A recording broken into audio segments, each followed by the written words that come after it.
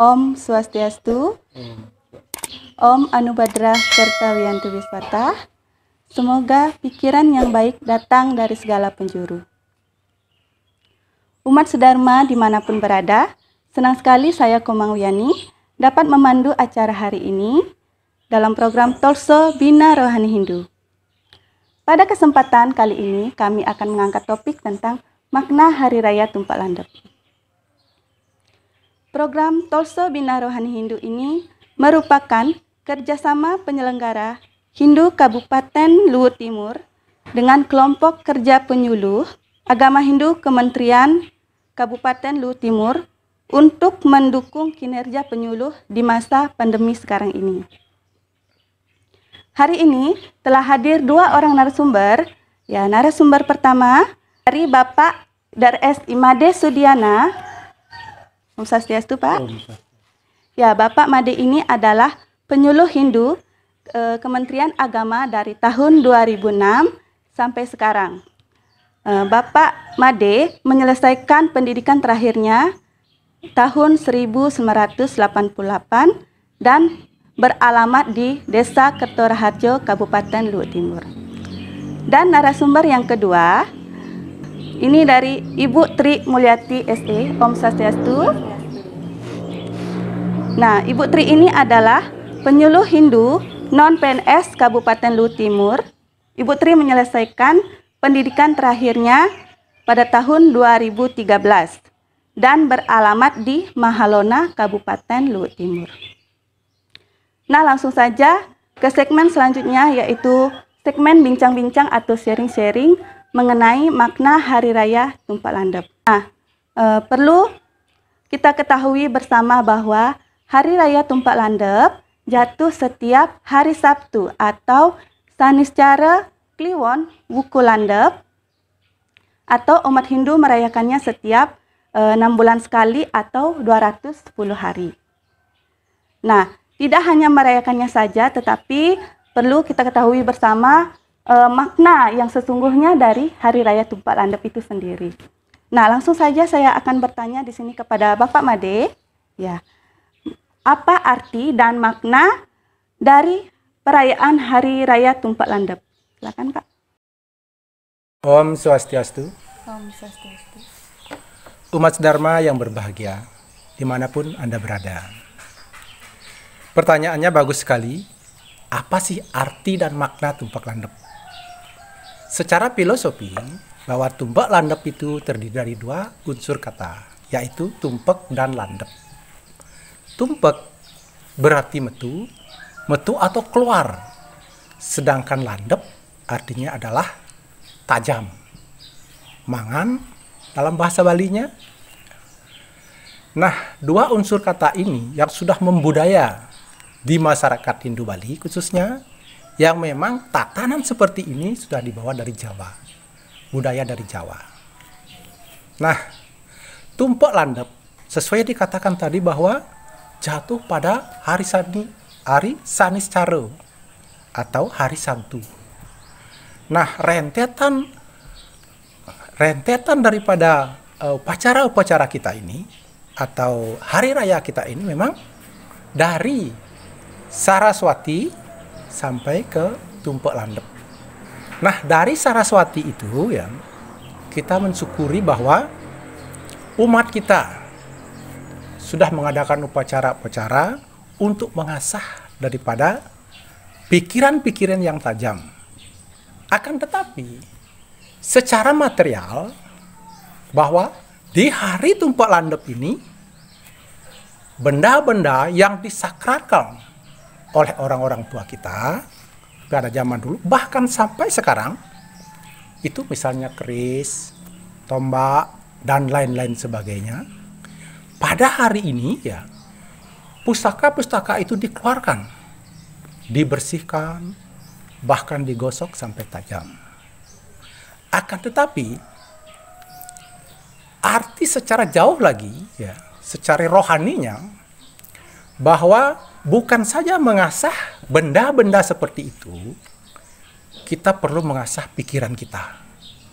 Supaya pikiran kita tajam untuk mempelajari Weda atau kitab suci yang kita yakini dalam umat Hindu.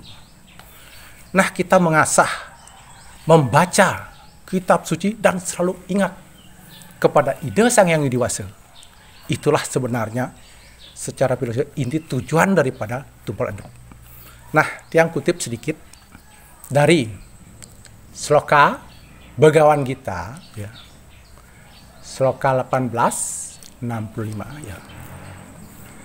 Man mana bawa mat bakto madya jiman namaskuru mad ewasi satyam te prati jane priyosime, yang artinya berpikirlah tentangku senantiasa, engkau bersujud dan bersembahyang kepadaku. Aku berjanji padamu karena engkau adalah temanku yang paling kucintai. Nah, di sini ide Sang Hyang Widi Wasa berjanji kepada umatnya. Apabila kita dekat kepada beliau, berpikir saja, baru berpikir saja, ya, beliau itu sudah datang melindungi umatnya. Kita diberikan kesehatan, rezeki yang berlimpah dalam kehidupan kita sehari-hari. Nah, kalau kita mendekatkan diri kepada itu, baru kita berpikir aja sesuai dengan tujuan trik ajaran agama ini, tri kayo parisudo, ya. Baru berpikir, baru mana kita beliau itu sudah datang.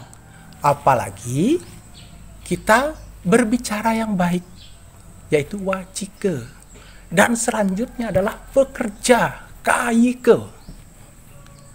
Nah, kalau kita sudah berpikir yang baik, nanti perkataan kita baik, ya, kita jangan ceritakan orang, ya, kejelekan-kejelekan orang, mari kita tinggalkan sedikit, kita minimalisir.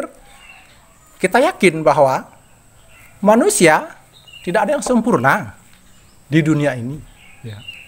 Sehingga kalau kita sudah berkata yang baik, berpikir dan bekerja yang baik, astungkare, dimanapun umat kita berada, selalu dilindungi oleh ide Sang Hyang Widi Wasa, Dewa Dewi dan leluhur kita. Demikian barangkali maknanya. Terima kasih. Oke, nah itu dia dari Bapak Made, penjelasannya sungguh luar biasa. Nah jadi dapat saya ambil kesimpulan bahwa Hari Raya Tumpak Landep ini bermakna sebagai wujud syukur kepada ide Sang Hyang Widi Wasa yang telah memberikan ketajaman pikiran kepada kita semua. Melalui ketajaman pikiran manusia ini akan terciptanya kehidupan yang harmonis dan selaras. Mungkin seperti itu, Ya, Pak Nid. benar sekali. Ya. Kita lanjut ke pertanyaan yang kedua.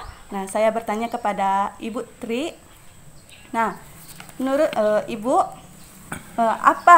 ada berapa jenis dan tingkatan dalam Hari Raya Tumpak Landep? Silakan.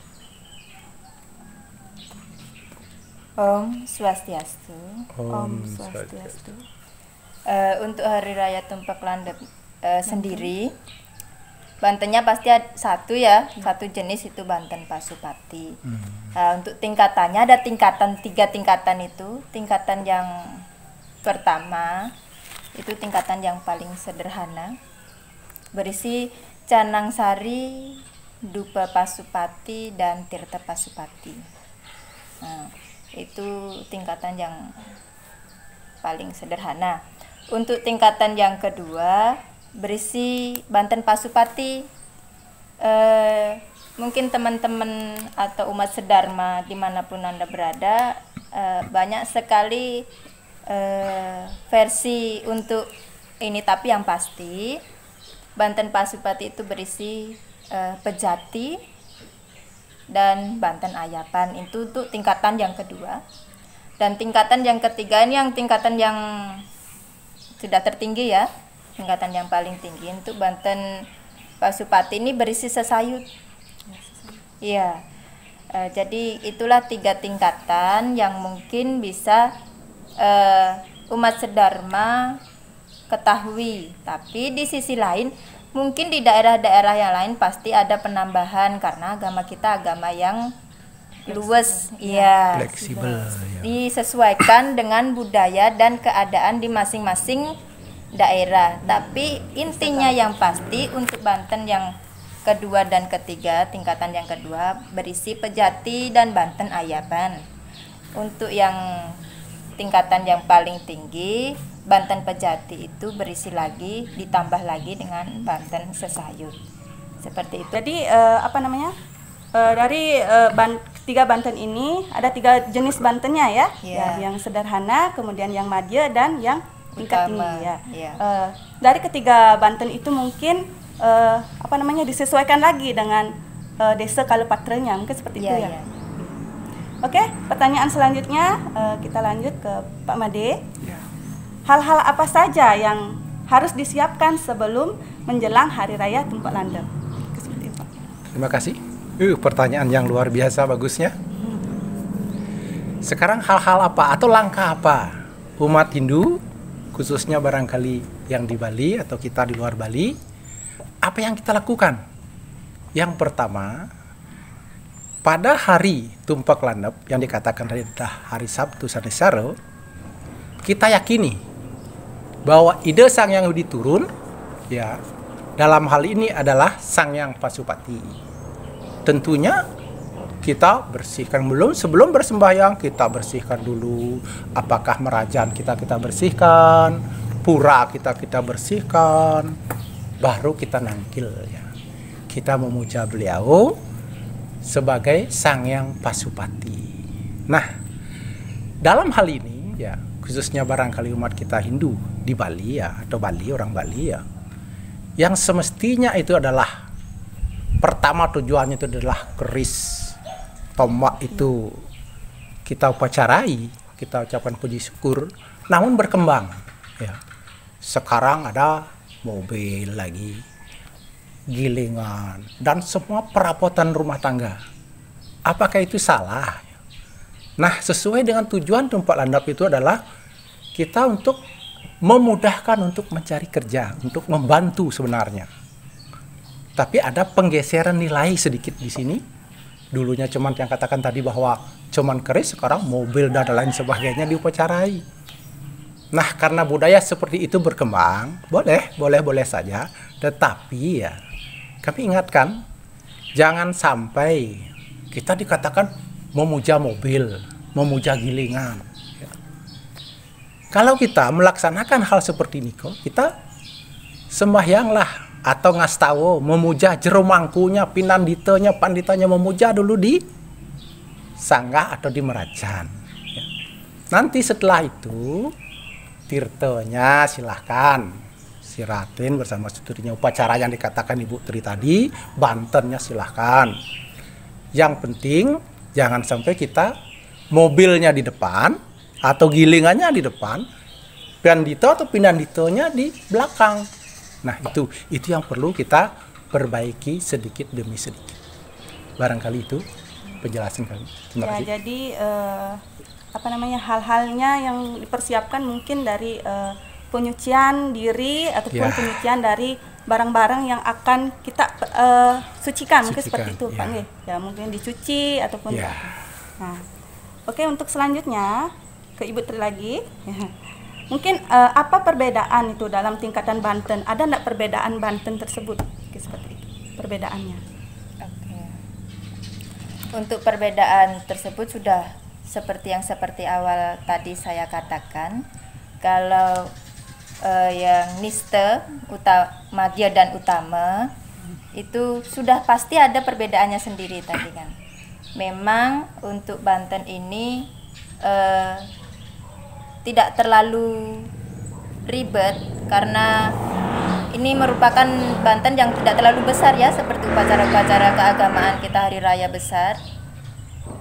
Untuk yang Nistembala seperti yang tadi saya katakan itu hanya berupa canang sari, mungkin seperti ini canang sari, dupa pasupati dan tirte. Kita mungkin bisa sembahyang di sembahyang dulu di pura sangga tirtanya, mungkin kita bisa percikan nanti di barang yang mempermudah usaha kita, begitu kan Iya. ya, seperti Bapak Made tadi bilang kalau ketajaman pikiran itu membuat kita semakin bisa mengubah benda-benda seperti logam tersebut untuk mempermudah pekerjaan kita. Jadi kita meminta kepada Sang Hyang Pasupati, berdoa dalam sangga, tirtanya nanti kita percikan di dalam benda-benda tersebut. Membuat kita merasakan bersyukur, merasa bersyukur karena memiliki benda yang sudah memudahkan kita dalam mengusahakan suatu pekerjaan. Untuk yang madya tadi sama sebenarnya, tinggal bertambah lagi satu Banten Pasupati, yaitu berupa Banten Pejati dan Banten Ayaban. Tingkatan ini sebenarnya sama ditujukan dengan Sang Hyang Pasupati ya, cuma ketika kita memiliki ekonomi yang berlebih, kita bisa memilih antara Banten yang Niste atau Banten yang Madya atau Banten yang Utama. Karena di situ karena keadaan ekonomi kita masing-masing kan pasti berbeda, kita bisa memilih mana yang bisa kita upacarakan. Kalau kita memiliki ekonomi yang lebih, kenapa kita tidak menggunakan Banten yang berlebih, lebih besar, supaya kita ucapan syukur kita kepada Sang Hyang Widiwasa itu juga merasa lebih hikmat untuk kita melakukan persembahyan, merasa lega kalau kita sudah diberikan rezeki oleh Sang Hyang Widiwasa. Untuk yang ketiga, yang utama, Banten yang utama itu ditambah lagi dengan sesayut ya. Mungkin ketiga ini akan lebih bervariasi di masing-masing daerah seiring dengan keadaan Indonesia ini yang beraneka ragam, dengan budayanya yang beraneka ragam. Banten ini bisa disesuaikan dengan keadaan masing-masing daerah dan kebudayaannya mereka.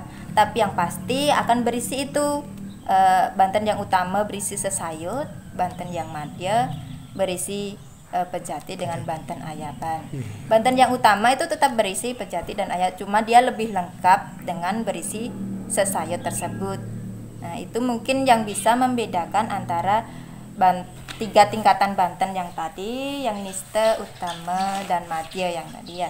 Jadi kita mengharapkan kemudahan dari ketajaman pikiran yang sudah diberikan Ida Sang Hyang Widiwasa dengan wujud Banten yang kita persembahkan kepada Ida Sang Hyang Widiwasa. Mungkin itu yang bisa saya jelaskan.